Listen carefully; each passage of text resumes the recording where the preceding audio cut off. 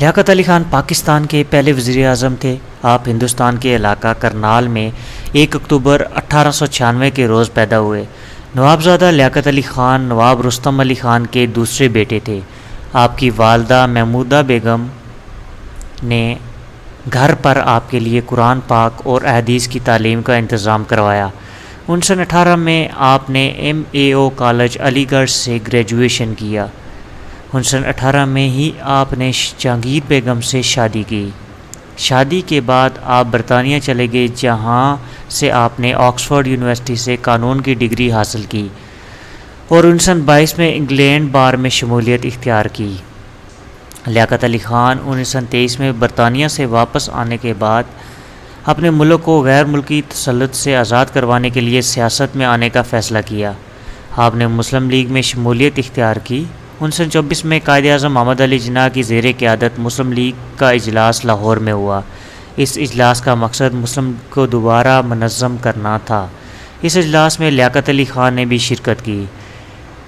تیزی سے سیاسی منزل طے کرتے ہوئے آپ 1936 میں مسلم لیگ کے سیکرٹری جنرل بنے۔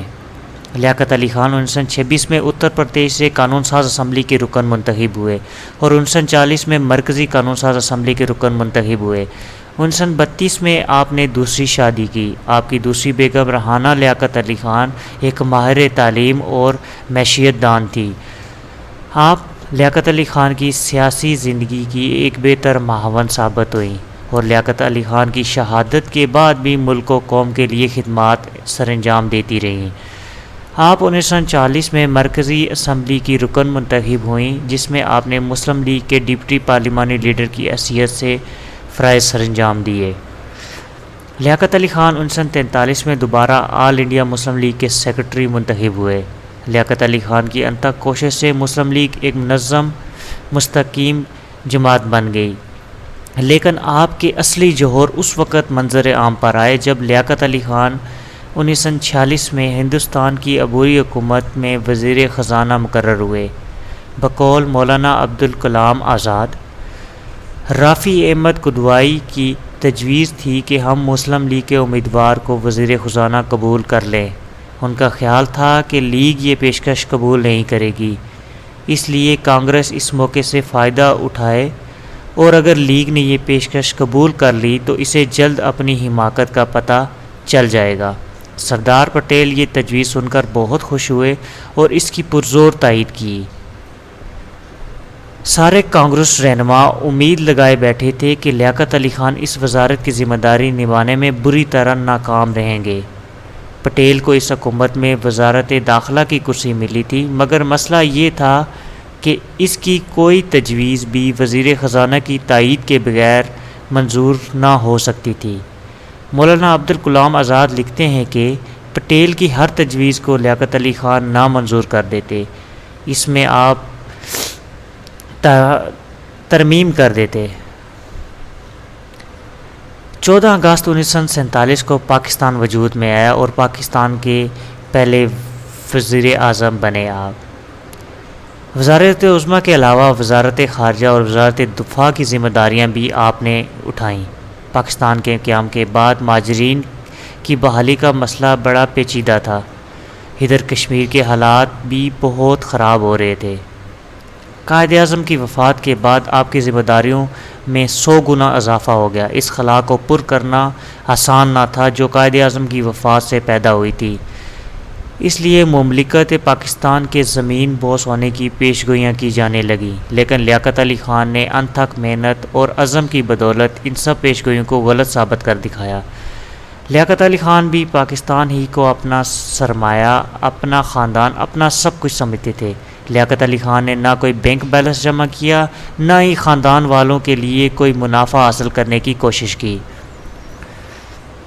لیاقت علی خان 1949 میں یورپ اور اسلامی ممالک کے دورہ کیا۔ 1951 میں دولت مشترکہ کے وزیر اعظم کی کانفرنس میں شرکت کے لیے لندن تشریف لے گئے اور مسئلہ کشمیر پر بات چیت کر کے واپس آئے۔ 1951 میں بھارت اپنی مسلح افواج اور بختربند ڈویژن پاکستان کی سرحد کے قریب لے آیا۔ اہلیان کراچی ایک زبردست جلوس کی شکل میں آپ کی قیامگاہ پر پہنچے۔ آپ بالائی منزل پر نمودار ہوئے اور اپنا مکہ ہوا میں لہرا کر پرجوش لہجے میں کہا، دیکھو، پانچوں انگلیاں جب تک الگ الگ ہوں تو ان کی قوت کم ہوتی ہے، لیکن جب یہ مل کر مکہ بن جائیں تو یہ مکہ دشمن کے منہ کو توڑ سکتا ہے۔ پاکستان جنگ نہیں چاہتا، لیکن اگر اس پر حملہ ہوا تو پاکستان کا یہ مکہ حاضر ہے۔ لیاقت علی خان کا یہ مکہ پاکستانیوں کے عزم اور ان کی قوت و اتحاد کی علامت بن کر آنے والے زمانوں میں محیط ہوگا۔ 16 اکتوبر 1951 کے روز آپ راولپنڈی کے لیاقت باغ، جو کہ سابقہ کمپنی باغ تھا، میں ایک جلسہ سے خطاب کرنے کے لیے اسٹیج پر آئے ہی تھے کہ سید اکبر نامی ایک شخص نے آپ پر گولی چلا دی۔ آپ ہاسپٹل لے جاتے ہوئے ہی راستے میں شہید ہو گئے۔ وفات کے بعد جب آپ کی شیروانی اتاری گئی تو معلوم ہوا کہ اس کے نیچے آپ نے پیوند زدہ بنیان پہن رکھی تھی۔ لیاقت علی خان کے قاتل کا معمہ آج تک حل نہ ہو سکا۔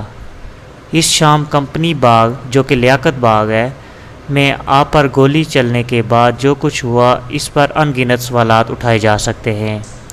بہت سے ایسے افراد کی طرف اشارہ کیا جا سکتا ہے جو آپ کی پالیسیوں کی بنا پر آپ کے دشمن تھے اور آپ کو راہ سے ہٹانے کی خواہشمند تھے، مگر ان سب باتوں میں صرف ایک ہی بات شکوک و شبہات سے بالاتر ہو کر نمایاں نظر آتی ہے، وہ یہ ہے کہ انتقال کے بعد پاکستان میں سیاسی عدم استحکام کا ایسا دور شروع ہوا تھا جو تاحال ختم ہونے میں نہیں آیا۔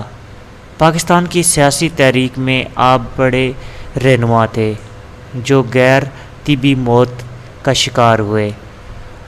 آپ کے بعد اس انجام تک پہنچنے والے دیگر سیاسی قائدین کی طرح آپ کی شہادت کے ذمہ دار بھی آج تک قانون کی نگاہ سے اوجھل ہیں۔